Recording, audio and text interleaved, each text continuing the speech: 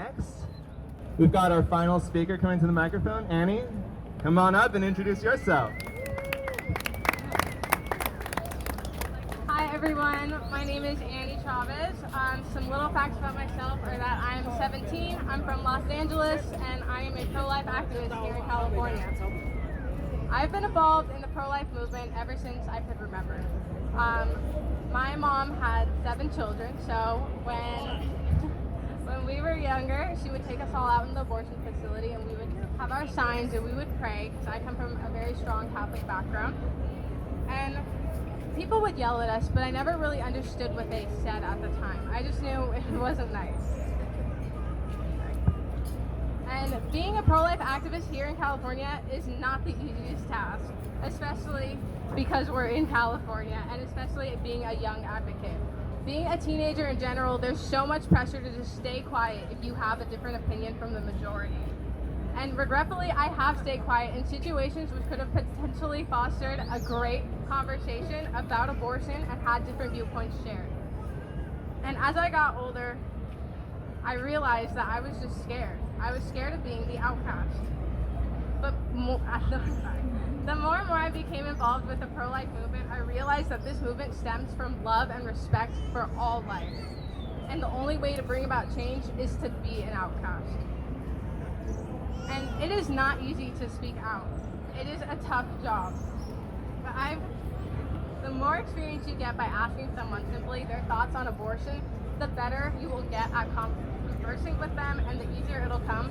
But at the same time, the more hate you'll get. In my time, I've experienced the usuals. As I said, I've got flipped off, I got cussed out.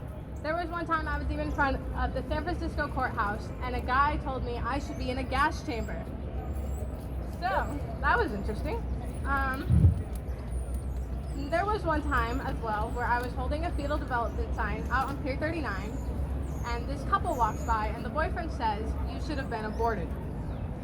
And this has always stuck with me for so long, because I realized he wasn't wishing me a temporary pain, like breaking a leg or stubbing a toe, but he was wishing me a violence like no other. He was wishing me that my life would just be deprived of completely. The reason I tell these examples, because like I said, being an activist here in California, if you haven't already, you will experience hate, no matter what. Somebody is going to disagree with you. But as activists, we cannot respond in the same manner. As a matter of fact, these disgusting, vile comments should encourage us to spread the message of love and respect, even if that life is telling us that we shouldn't be alive. Now, I'm not saying you can never be mad. Hell, I'm angry. It has been 47 years since Roe v. Wade was passed, and 1/3 of my generation is gone.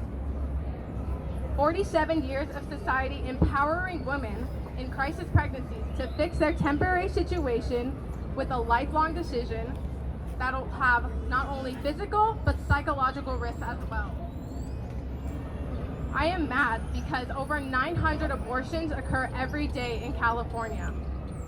I am mad because Planned Parenthood is harvesting fetal organs. I am mad because UCSF is using the remains of live dismemberment from babies to insert into rats for medical research. Be mad, have that just anger, but remain as peaceful as you possibly can when engaging with the public. Never stay silent and show the world what the movement truly represents.